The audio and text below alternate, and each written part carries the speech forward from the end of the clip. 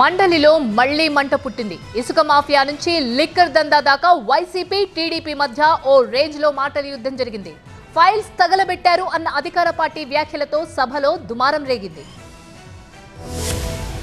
Liquor, ఇసుక, వరదలు సహా కాదేది రాజకీయానికి అనర్హం అంటూ అనేక అంశాలపై మండలిలో మాటల మంటలు రేగాయి.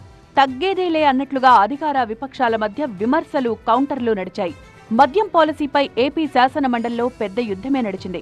గత ప్రభుత్వంలో మద్యం పాలసీ అమ్మకాలపై సిట్ వేసిన సాయంత్రానికి తాడేపల్లి ప్యాలెస్ లో ఫైల్స్ తగలబెట్టారన్నారు మంత్రి కొల్లు రవీంద్ర. సిట్ వేసిన సాయంత్రానికి తాడేపల్లి ప్యాలెస్ లో మొత్తం తగలబెట్టేశారు. ఫైల్స్ అన్ని కూడా తగలబెట్టేశారు.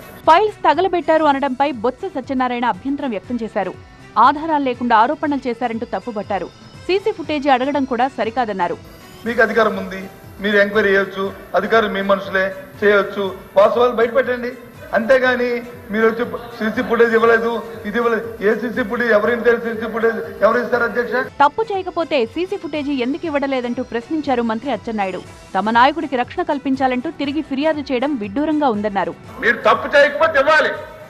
మీరు తప్పు చేయకపోతే నిజంగా ఎవరైనా కావాలని చేస్తుంటే మీ దగ్గర ఇన్ఫర్మేషన్ ఇస్తే 2 నిమిషాలు. ఉచిత ఇసుక విధానం రేట్లపైన మండలిలో వాడి వేడిగా చర్చ జరిగింది.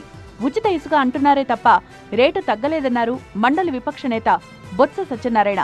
వైసీపీ పాలనలో టన్ను రేటు ఎంతుందో ఇప్పుడు అదే రేటు ఉందన్నారాయన.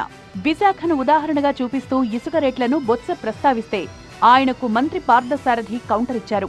స్థానికంగా ఉన్న బిల్డర్లను అడిగితే అప్పుడు రేటెంతుందో ఇప్పుడు రేటెంతో చెప్తారన్నారాయన. బుడమేరు వరద సాయం పైన మండలిలో డైలాగుల వరద పారింది. వరద బాధితుల్లో చాలా మందికి సాయం అందలేదని వైసీపీ ఆరోపించగా మంత్రి అనిత తప్పుపట్టారు. వరద బాధితులకు ప్రజలు పెద్ద ఎత్తున విరాళాలిచ్చారు.